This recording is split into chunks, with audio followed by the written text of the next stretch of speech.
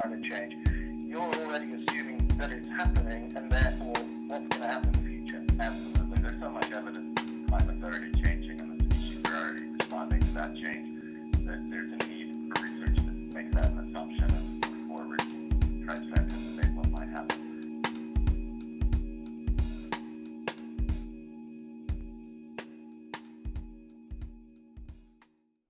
Especially for conservation, because as we have fixed parks and protected areas in place to try and conserve oaks like this in 50 or 100 years, if there was a park right here protecting oak, it might no longer have the species that it was set up to protect within its boundaries. So we need to figure out what we have to do for connectivity between parks. One of the important results so far has been to show that protected areas, interestingly, are actually very important for responding to climate change.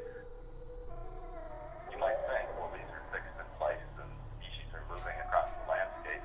It's apples and oranges, and protected areas aren't really a good response for climate change. It's already converted to human uses.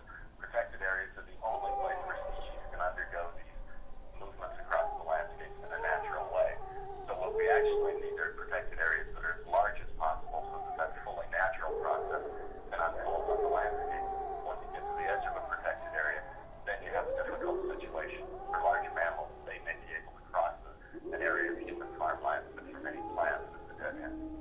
The purpose of the modeling is actually so that we understand where species are today and where they may be in the future, and then we try and model large numbers of species so that we can put them all together and say, well, where would be the best places for corridors and connectivity? For large mammals, they may be able to cross an area of human farmland, but for many plants, it's a dead end.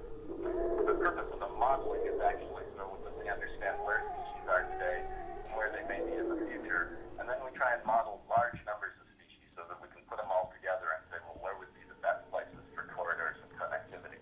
Is that there are areas that we can target for new protected areas, which is very valuable for helping the species with climate change.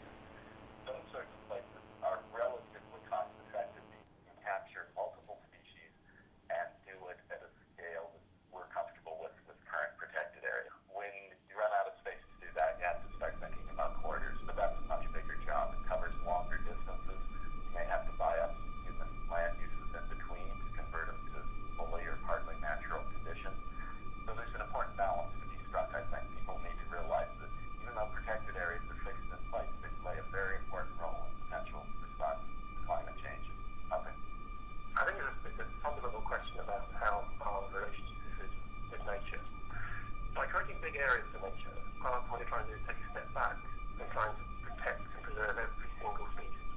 And you're sort of saying, well, here's a big area, go and find the habitat that you want here somewhere. You hopefully have created it, but we're not going to go in there and sort of micromanage and garden around every little tuft of grass and say, that's just right for you, and that's just right for you. So you try and create a big area. By creating big areas for nature,